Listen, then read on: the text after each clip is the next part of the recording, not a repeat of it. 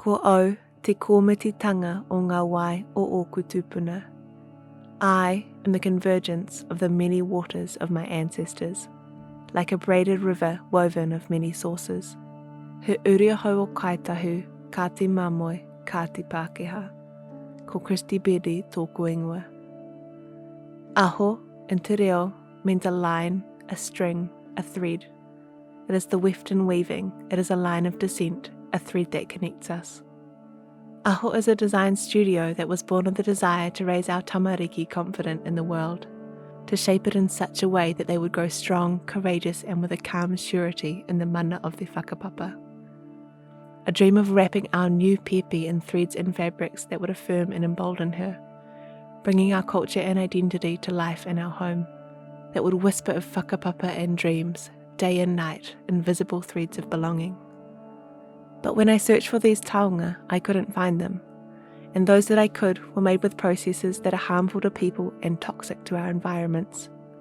As a mama, I felt that pull of responsibility to become an active part of creating, shaping, and protecting the world that she will one day inherit.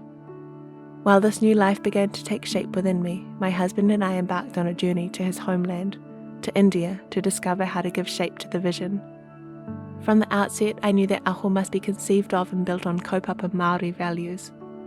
That at its core, our responsibility is as kaitiaki of our whenua and of our tamariki. Our challenge is to embody rangatiratanga for our whānau, to extend aroha ki te tangata at every stage of our mahi. I felt strongly that if I was going to make something that would carry whakapapa, we must understand the whakapapa of the product itself, to understand the whenua from which it came and its relationship to that place. I wanted to meet and mihi and honour the community that create it, to understand the impact on them and on Papa Tuanuku. It was as much about finding ways to create fabrics that tell our stories as it was about creating fabrics that can embody our values and our aspirations for the future.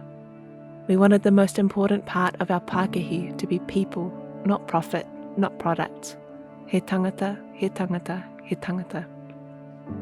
Our cotton is grown organically by small-scale farming whānau in the Telangana region in the south of India. The crops are grown seasonally, nourished by rainwater and permaculture methods, and harvested by hand. The community itself is an expression of tino rangatiratanga, caring for their whenua, practicing fair trade. You will often hear it said that for te reo Māori to survive, for it to thrive, it must live in our homes. Textiles are everywhere in our homes, on our bodies, protecting our babies. They are part of the fabric of our lives, so prevalent that they are nearly invisible to us. As a whānau, we do most of our living in our home, and these spaces provide the canvas of our identity. The dream of wrapping my pepe in threads that would nourish and affirm her belonging in mundane and everyday ways felt important, that her invisible normal would whisper of her mana while also being good for the world and her future. As she has grown, so has that dream. As we grow into our whānau rhythms and our needs change, I discover new ways that this could look and feel. Many of the designs start first as an idea, inspired by a whakatauki, our natural environment, and our customary creative practices. They start with pencil and paper, pen and ink. It is my dream that as a business we will continue to forge our own path, honouring our values above all else, whilst continuing to find ways to weave te ao Māori into the everyday fabric of our lives, that this may take on new shape and form but remain true to our kaupapa. To see these wraps that started out as an idea, now in the hands and the homes of whānau across the world, gives me goosebumps.